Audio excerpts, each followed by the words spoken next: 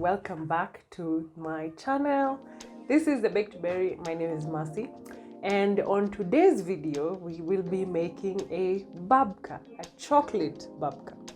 And what a babka is, it's actually like a brioche. It has a cake bread texture and then it has a filling inside. So you can use nutella, instead of this chocolate paste, you can use a chocolate paste or even other different fillings that you'd want.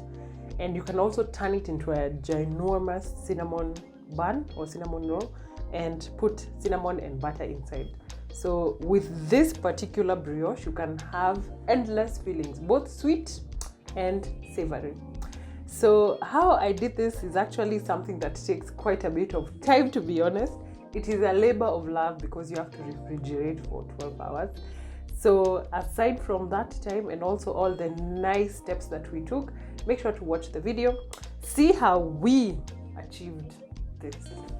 And if you're new, make sure to subscribe, and to my returning peeps. So in day one, we are making the dough. I have my water, I have my instant yeast, butter, room temperature butter. I also have sugar, eggs, all-purpose flour. So we are going to be making this dough, and I'll be using the mixer. I've also set aside some flour so that I can be able to roll the dough with ease, as well as some oil to cover the dough when it goes into the fridge. So first thing, put the instant yeast in the warm water. Give it a little whisk with your fork just to make it combined. And then we're going to leave it here for about 7 to 8 minutes until it's nice and frothy.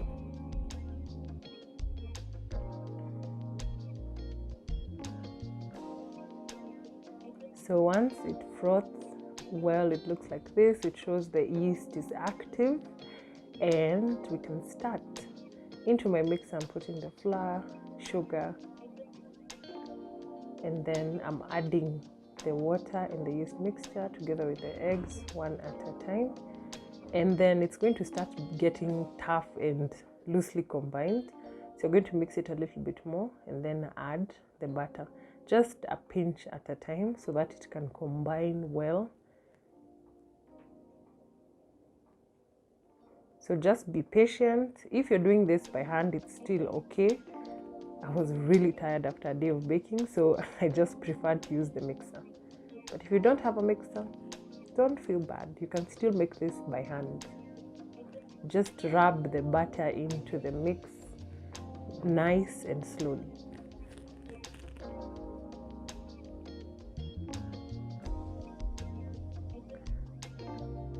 So it should come together into an almost very loose, not so loose, but you can see it's not so firm, but it's also not on the liquidy side.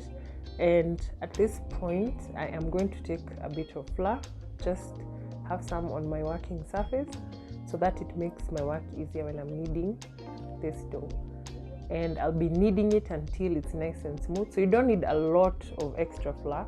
As the yeast and the gluten work together, you'll find that it becomes firm on its own, it becomes smoother, and it doesn't stick to the surface.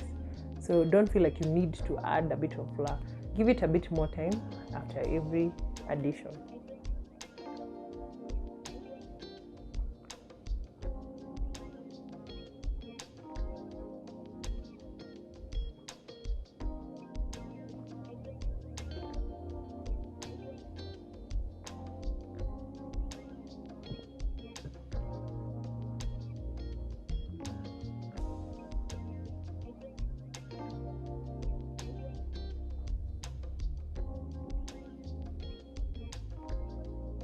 So my dough is smooth and it is soft. So we're not going to be proofing this now. We're going to put it in the fridge because we don't want it to rise. We want it to be nice and chilled and also let the flavors develop. So the best time to make this would be like, say, today, then tomorrow after you've put it in the fridge overnight, you can take it out and proceed with the next steps. So I'm also putting a bit of oil in the bowl and over the dough so that it doesn't form a crust on top, and it will be nice and soft tomorrow. So there we are. Our dough is done. This is honestly the hardest part, but after this, you're good to go.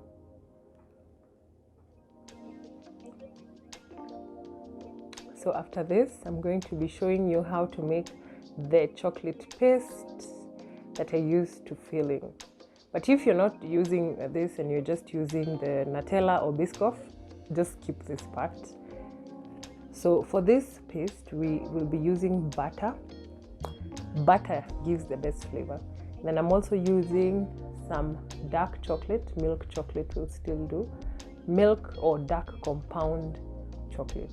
So put this into a butter, and you're doing this over low heat. We want the butter and the chocolate to melt together and combine into a nice thick solution. So it may take some time, but be patient, and also to make sure the chocolate doesn't burn.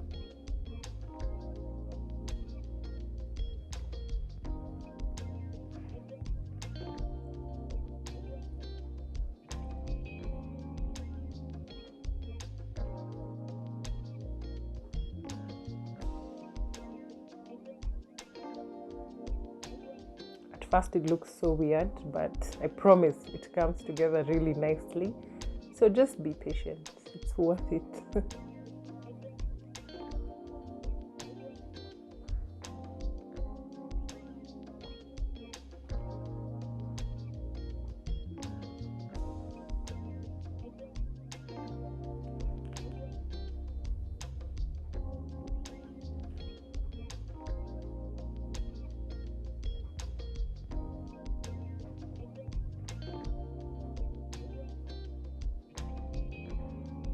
So you'll notice at the edge it will start to bubble.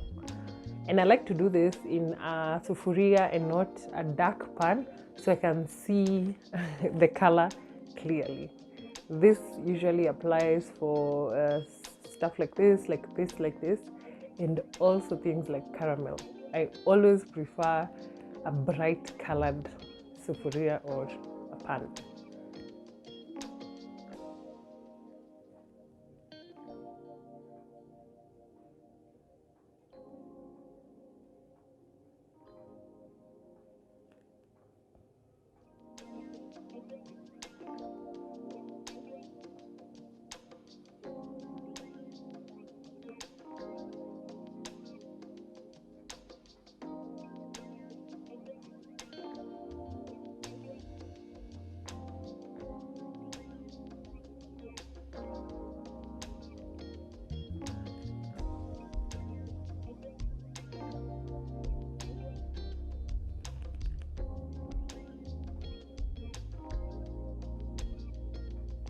So once it's combined, we're going to be adding some cocoa powder, the dark cocoa powder, to intensify that chocolate flavor, and some icing sugar to even out the sweetness.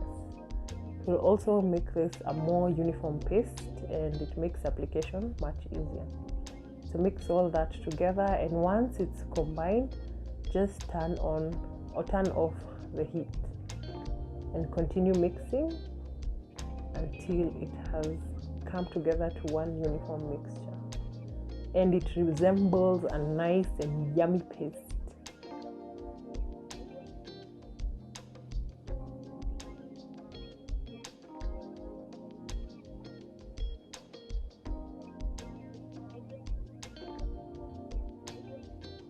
So it may appear like it's a little grainy, of course, because we've added different textures into it, and it might be a very light paste. So you can see mine has a bit of grain, which is perfectly fine. And as you let this cool down, it will become a little bit more firmer, and it will make application much better. So chill this, and when it comes to room temperature, you're good to go. You can take out your dough from the fridge, and here we are only going to be using that and the paste. And I also have 2 loaf tins which I'll be baking into. I have a bit of margarine and flour to grease this, rolling pin, and a knife. So the first step is to grease, And remember, this is on day 2. You're greasing the pans. And I'm just using margarine here and flour. This will ensure the loaf doesn't, or the brioche doesn't stick to the pans. It's a non-stick pan, yes, but extra precaution. And because of the margarine, it gives it that nice and brown crust. So once they're done, just set them aside.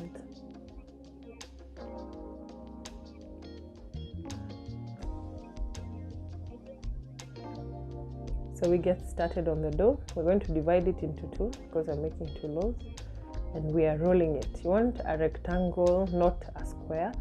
So then immediately apply the paste very fast because the dough is cold and it may harden the paste and make it have some particles. So you want to do this as fast as possible before the dough starts to come to room temperature. And once you've spread the paste nicely, we're now going to fold it very lightly. Just do this part slowly, then push the ends in. Looks like a nice long sausage or a baguette. Then you're going to cut in the middle. And those are the layers that we have. Then overlap on top of each other, and we have our babka. So put it in the pan with the exposed chocolate sides on top, and then we're going to repeat the same process for the second dough.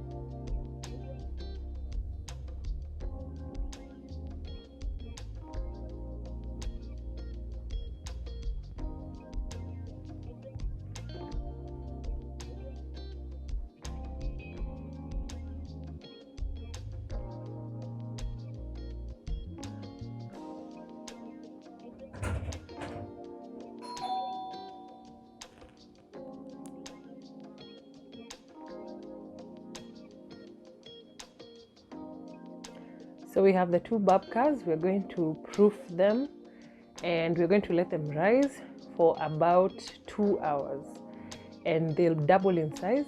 Then we're going to get baking. So this is a time lapse of the oven, just how they rose during proofing, and they baked to a nice golden brown. So amazing to watch.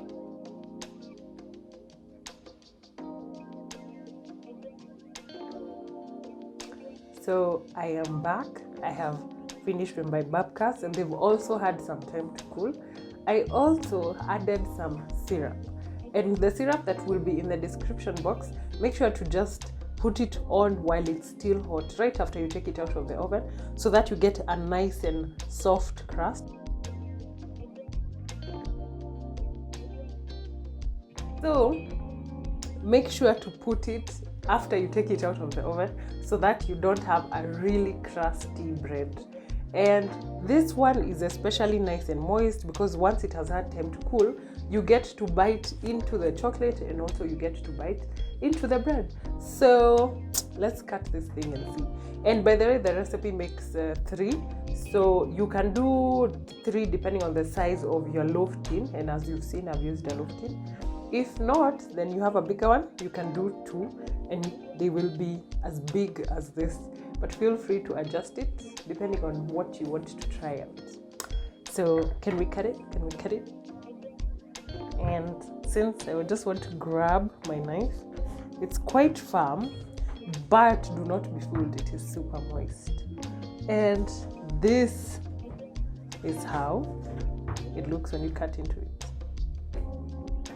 So you have the layers of the chocolate that we rolled in, having the most predominant fat, and then we have that simple syrup also soaking into and making it super moist. And once you also store this, make sure to wrap it with cling film so that it can keep its integrity and you can enjoy it for a longer period of time. Now this is like an upgraded version of regular bread. So it's something that you'll enjoy, the kids will enjoy, and you don't have to have a particular reason to make it, by the way. Enjoyment is very, very important. So try it out. Let us know how it goes. And until next time, see you. Bye.